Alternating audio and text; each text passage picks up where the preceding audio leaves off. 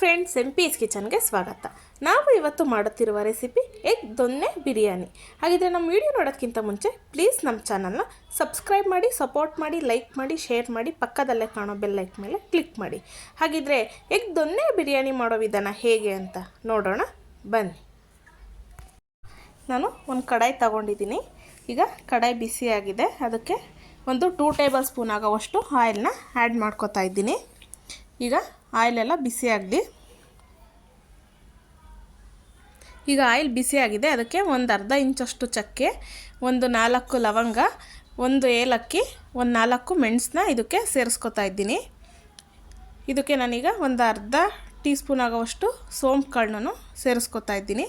ಈಗ ಇದೆಲ್ಲ ಸ್ವಲ್ಪ ಫ್ರೈ ಆಗಲಿ. ನೆಕ್ಸ್ಟು ನಾನಿಲ್ಲಿ ಒಂದು ಅಪ್ ಸೈಜ್ ಈರುಳ್ಳಿನ ಸ್ಲೈಸಾಗಿ ಕಟ್ ಮಾಡ್ಕೊಂಡಿದ್ದೀನಿ. ಅದನ್ನು ಈಗ ಇದಕ್ಕೆ ಸೇರಿಸ್ಕೊತಾ ಇದ್ದೀನಿ. ಈಗ ಇದೆಲ್ಲ ಚೆನ್ನಾಗಿ ಎಣ್ಣೆಯಲ್ಲಿ ಫ್ರೈ ಆಗಬೇಕು. ಇಲ್ಲಿ ನಾನು 1 ಇಂಚು ಶುಂಠಿನ ಸಿಪ್ಪೆ ತೆಗೆದು ತೊಳೆದು ಕಟ್ ಮಾಡ್ಕೊಂಡಿದ್ದೀನಿ. ಒಂದು ಗೆಡ್ಡೆ ಬೆಳ್ಳುಳ್ಳಿನ ಸಿಪ್ಪೆ ಸುಲಿದು ಇಟ್ಕೊಂಡಿದ್ದೀನಿ. ಅದನ್ನು ಇದಕ್ಕೆ ಸೇರಿಸ್ಕೊಂಡು ಈಗ ಚೆನ್ನಾಗಿ ಎಣ್ಣೆಯಲ್ಲಿ ಫ್ರೈ ಮಾಡ್ಕೊಳ್ಳೋಣ. ಅದು ಸ್ವಲ್ಪ ಚೆನ್ನಾಗಿ ಫ್ರೈ ಆಗಬೇಕು, ಹಸಿ ವಾಸನೆ ಎಲ್ಲ ಹೋಗಿ. ಆ ರೀತಿ ಈಗ ಫ್ರೈ ಮಾಡ್ಕೊಳ್ಳೋಣ. ಈಗ ಸ್ವಲ್ಪ ಫ್ರೈ ಆಗಿದೆ. ಅದಕ್ಕೆ ಒಂದು 7ರಿಂದ 8 ಹಸಿಮೆಣ್ಸಿನ್ಕಾಯಿನ ಸೇರಿಸ್ಕೊತಾ ಇದ್ದೀವಿ. ಈಗ ನೀವೇನಾದರೂ ಖಾರದ ಪುಡಿ ಹಾಕೋದಾದರೆ ಸ್ವಲ್ಪ ಮೆಣ್ಸಿನ್ಕಾಯಿನ ಕಮ್ಮಿ ಹಾಕ್ಕೊಳ್ಳಿ. ಜಾಸ್ತಿ ಹಾಕ್ಕೊಂಡ್ರೆ ಖಾರದ ಪುಡಿನ ಸ್ಕಿಪ್ ಮಾಡ್ಕೊಳ್ಳಿ. ಈಗ ಚೆನ್ನಾಗಿದು 1 ನಿಮಿಷ ಆಯಿಲಲ್ಲಿ ಬೇಯ್ಕೋಬೇಕು. ಆ ರೀತಿ ಕುಕ್ ಮಾಡ್ಕೊಳ್ಳೋಣ. 1 ನಿಮಿಷ ಆಗಿದೆ. ಇದೆಲ್ಲ ಬೆಂದಿದೆ. ಇದಕ್ಕೆ ನಾನು ಒಂದು ಹಿಡಿ ಆಗೋವಷ್ಟು ಕೊತ್ತಂಬರಿ ಸೊಪ್ಪು ಸೇರಿಸ್ಕೊತಾ ಇದ್ದೀನಿ. ಮತ್ತು ಪುದೀನ ಅದು ಒಂದು ಹಿಡಿ ಆಗೋವಷ್ಟು ತೊಳೆದು ಇಟ್ಕೊಂಡಿರೋದು ಈಗ ಇದಕ್ಕೆ ಸೇರಿಸ್ಕೊಂಡು ಚೆನ್ನಾಗಿ ಸ್ವಲ್ಪ ಹಸಿ ವಾಸನೆ ಹೋಗಬೇಕು. ಆ ರೀತಿ ಇದನ್ನು ಫ್ರೈ ಮಾಡ್ಕೊಳ್ಳೋಣ. ನಾವು ಈ ರೀತಿ ಫ್ರೈ ಮಾಡಿ ಮಾಡೋದ್ರಿಂದ ಟೇಸ್ಟು ತುಂಬ ಚೆನ್ನಾಗಿ ಬರುತ್ತೆ. ಈಗ ಇದೆಲ್ಲ ಫ್ರೈ ಆಗಿದೆ. ಇದು ಸ್ವಲ್ಪ ತಣ್ಣಗಾಗಕ್ಕೆ ಬಿಟ್ಟು ತಣ್ಣಗಾದ್ಮೇಲೆ ಇದನ್ನು ನುಣ್ಣಗೆ ಪೇಸ್ಟ್ ಮಾಡ್ಕೊಂಡು ಬರೋಣ. ಆವಾಗಲೇ ನಾವು ಎಲ್ಲ ಹುರ್ಕೊಂಡಿದ್ವಲ್ಲ ಅದನ್ನು ಇದಕ್ಕೆ ಸೇರಿಸ್ಕೊತಾ ಇದ್ದೀನಿ.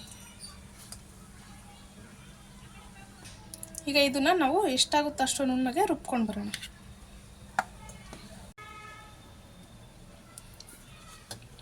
ನೋಡಿ, ಇಷ್ಟು ನುಣ್ಣಗೆ ರುಬ್ಕೊಂಡಿದ್ದೀವಿ. ಈಗ ಕುಕ್ಕರ್ ಬಿಸಿಯಾಗಿದೆ. ಅದಕ್ಕೆ ಒಂದು 3ರಿಂದ 4 ಟೇಬಲ್ ಸ್ಪೂನ್ ಆಗುವಷ್ಟು ಎಣ್ಣೆನ ಸೇರಿಸ್ಕೊತಾ ಇದ್ದೀನಿ. ಈಗ ಆಯಿಲ್ ಬಿಸಿಯಾಗಿದೆ. ನಾನಿಲ್ಲಿ ಒಂದು ಅರ್ಧ ಇಂಚು ಚಕ್ಕೆ, 2 ಲವಂಗ, ಒಂದು 4 ಮೆಣಸನ್ನ ಇದಕ್ಕೆ ಸೇರಿಸ್ಕೊತಾ ಇದ್ದೀನಿ. ಈಗ ಅದೆಲ್ಲ ಸ್ವಲ್ಪ ಆಯಿಲ ಫ್ರೈ ಆಗಿದೆ. ಇಲ್ಲಿ ನಾನು ಒಂದು ಅಪ್ ಸೈಜ್ ಈರುಳ್ಳಿನ ಈ ಥರ ಉದ್ದುದಕ್ಕೆ ಸ್ಲೈಸಾಗಿ ಕಟ್ ಮಾಡ್ಕೊಂಡಿದ್ದೀನಿ. ಅದನ್ನು ಇದಕ್ಕೆ ಸೇರಿಸ್ಕೊತಾ ಇದ್ದೀನಿ.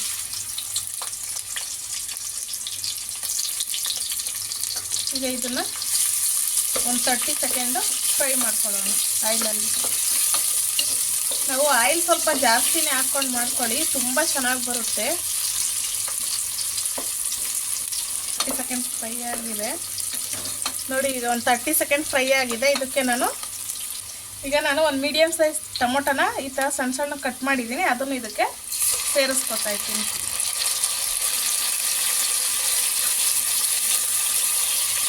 ಇದನ್ನು ಈಗ ಚೆನ್ನಾಗಿ ಫ್ರೈ ಮಾಡ್ಕೊಳ್ಳೋಣ.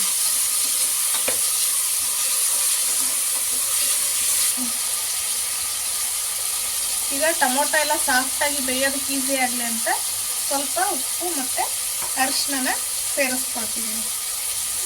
ಒಂದು ಚಿಟಿಕೆ ಅರಿಶಿನ.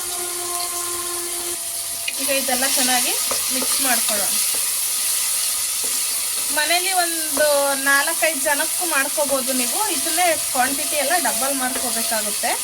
ಮನೇಲಿ ಏನೂ ಇಲ್ಲ ಅಂದಾಗ, ಇಲ್ಲ ಚಿಕನ್ ತಿನ್ನಲ್ಲ, ಮೊಟ್ಟೆ ಮಾತ್ರ ತಿಂತೀವಿ ಅಂದಾಗ, ಬಿರಿಯಾನಿ ಎಲ್ಲ ತಿನ್ನಬೇಕು ಅನ್ನಿಸ್ದಾಗ ಈ ಥರ ಮಾಡಿಕೊಡಿ, ತುಂಬ ಚೆನ್ನಾಗಿ ಬರುತ್ತೆ ಮೊಟ್ಟೆ ಬಿರಿಯಾನಿ. ಈಗ ಇದೆಲ್ಲ ಚೆನ್ನಾಗಿ ಸ್ವಲ್ಪ ಸಾಫ್ಟಾಗಿ. ಈಗ ಟೊಮೊಟೊ ಈರುಳ್ಳಿ ಎಲ್ಲ ಚೆನ್ನಾಗಿ ಫ್ರೈ ಆಗಿದೆ, ಸಾಫ್ಟಾಗಿ ಚೆನ್ನಾಗಿ ಕುಕ್ ಆಗಿದೆ. ಈ ಥರ ಎಲ್ಲ ಕುಕ್ಕಾಗಿ ಆಯಿಲ್ ಬಿಡಬೇಕು ನೋಡಿ, ಈ ಥರ. ಈಗ ಇದು ಚೆನ್ನಾಗಿ ಕುಕ್ ಆಗಿದೆ. ಆವಾಗಲೇ ರುಬ್ಬಿರೋ ಅಂಥ ಮಸಾಲೆನ ಸೇರಿಸ್ಕೊತಾ ಇದ್ದೀನಿ.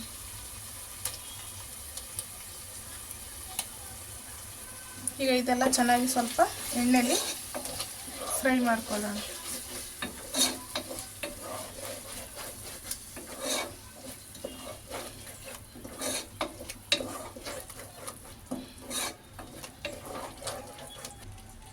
ಈಗ ನಾನು ಇದಕ್ಕೆ ಒಂದು 1/4 ಕಪ್ ಆಗೋಷ್ಟು ಗಟ್ಟಿ ಮೊಸರನ್ನ ಸೇರಿಸ್ಕೊತಾ ಇದ್ದೀನಿ.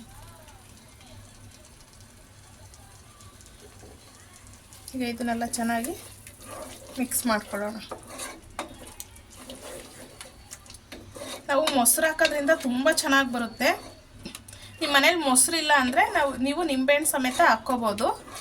ನಿಂಬೆಹಣ್ಣು ಹಾಕೋಂಗಿದ್ರೆ ನೀವು ಕೊನೆಗೆ ನೀವು ಒಂದು ಹಾಫ್ ಬಾಯ್ಲ್ ಮಾಡಿಕೊಂಡು ಲಿಡ್ ಕ್ಲೋಸ್ ಮಾಡ್ತೀರಲ್ಲ, ಆವಾಗ ನಿಂಬೆಹಣ್ಣ ಸೇರಿಸ್ಬೇಕಾಗುತ್ತೆ ಇದಕ್ಕೆ.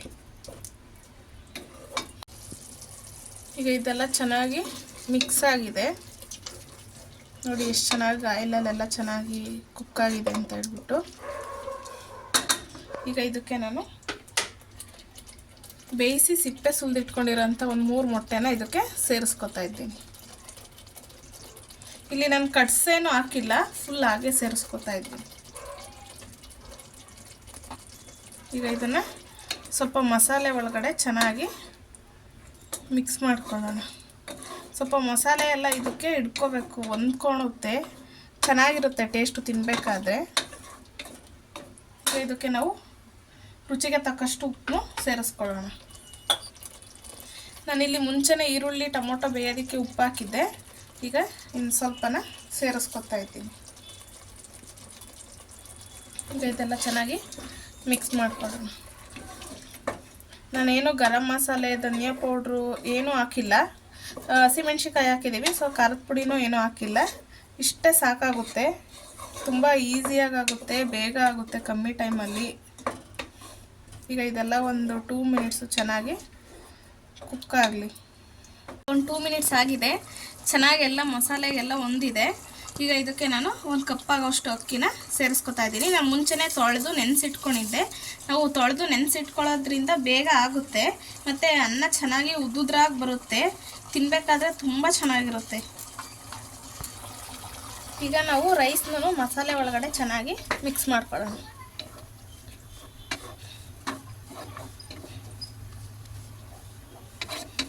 ಇದು ಮಸಾಲೆಯಲ್ಲಿ ಸ್ವಲ್ಪ ಚೆನ್ನಾಗಿ ಹೊಂದ್ಕೊಳ್ಳಿ. ನಾನಿಲ್ಲಿ 1 ಕಪ್ ಅಕ್ಕಿಗೆ ಇಲ್ಲಿ ನಾನು 1.5 ಕಪ್ ಆಗೋಷ್ಟು ನೀರನ್ನ ಸೇರಿಸ್ಕೊತಾ ಇದ್ದೀನಿ. ಮಸಾಲೆ ಎಲ್ಲ ತೊಳೆದು ಹಾಕಿರ್ತೀವಲ್ಲ, ಸೊ ಅದಕ್ಕೋಸ್ಕರ ನಾವು 1.5 ಕಪ್ ನೀರನ್ನ ಸೇರಿಸ್ಕೋಬೇಕಾಗುತ್ತೆ. ನಾವು 1 ಕಪ್ ಅಕ್ಕಿ 2 ಕಪ್ ನೀರು ಹಾಕ್ಬಿಟ್ರೆ ನಾವು ಮಸಾಲೆ ಎಲ್ಲನೂ ಹಾಕಿರ್ತೀವಿ, ಅದು ತುಂಬ ಮೆತ್ತಗಾಗ್ಬಿಡುತ್ತೆ, ಉದ್ದುದ್ರಾಗಿ ಬರಲ್ಲ. ಸೊ ನಾನಿಲ್ಲಿ 1.5 ಕಪ್ ಆಗೋಷ್ಟು ನೀರನ್ನ ಇದಕ್ಕೆ ಸೇರಿಸ್ಕೊತಾ ಇದ್ದೀನಿ. ಈಗ ಇದೆಲ್ಲ ಚೆನ್ನಾಗಿ ಮಿಕ್ಸ್ ಮಾಡ್ಕೊಳ್ಳೋಣ. ಮಿಕ್ಸ್ ಮಾಡಿಕೊಂಡು ಇದು ಒಂದು ಹಾಫ್ ಬಾಯ್ಲ್ ಆಗಬೇಕು, ಆ ರೀತಿ ಬಾಯ್ಲ್ ಮಾಡ್ಕೊಳ್ಳೋಣ. ಈಗ ಇದೆಲ್ಲ ಚೆನ್ನಾಗಿ ಹಾಫ್ ಬಾಯ್ಲ್ ಆಗಿದೆ, ಮಸಾಲೆ ಎಲ್ಲ ಹೊಂದಿದೆ. ಈಗ ಉಪ್ಪು ಖಾರ ಒಂದು ಸತಿ ಚೆಕ್ ಮಾಡ್ಕೊಳ್ಳಿ. ಉಪ್ಪು ಖಾರ ಏನಾದರೂ ಕಮ್ಮಿ ಇದ್ದರೆ ಈಗ ಸೇರಿಸ್ಕೋಬೋದು.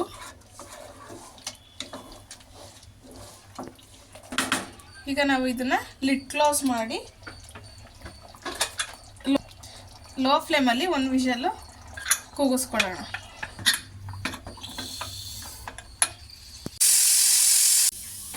ಈಗ 1 ವಿಷಲ್ ಆಗಿದೆ, ಆವಿ ಎಲ್ಲ ಬಿಟ್ಟಿದೆ. ಈಗ ಇದನ್ನು ಇಳಿಸ್ಕೊಳ್ಳೋಣ.